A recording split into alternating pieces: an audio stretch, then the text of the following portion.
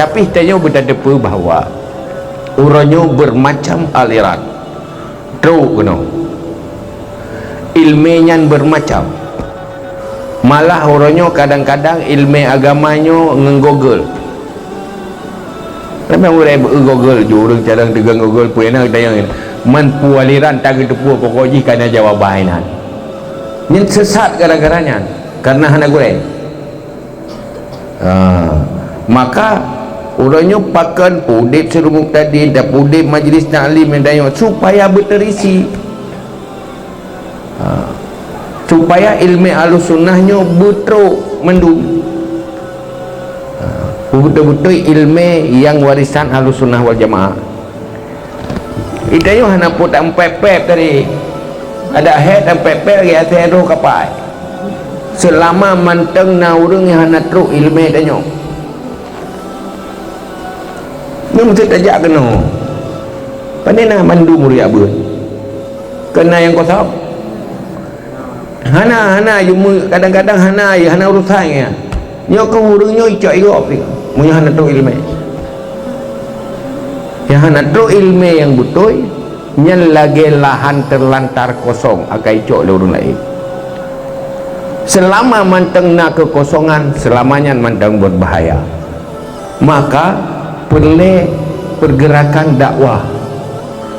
Nah, benar strategi dakwah, bersih kekuatan dakwah. Sebenarnya hino di Aceh ya bebut di tempat Ahlussunnah wal Jamaah mulai jamun oleh yang kanun Aceh orang kanun Aceh syariat Islam utamakan Ahlussunnah, bukan memang harus Ahlussunnah wal Jamaah, dan utamakan mazhab Syafi'i. Apabila nyan kanun, apabila so yang berkuasa serius dijalankan aturannya ngenyan katib dakwah Acehnya butuh Islam nyo dakwah lagi orangnya yang buat malamnya nyo pun sapat makhluk-makhluk tu iya lah yang klik-klik anda tumel tapi menyongen kekuasaan yang klik-klik je hati cuma tanya pikan menang di dalam tabu politik hanya terjadikan politik menjadi kekuatan bagi Islam dan kekuatan Ahlussunnah wal Jamaah karena itanya tengku beda berah yang politik ke urusan dia ni uruh delegak kena lebut dan pep-pep je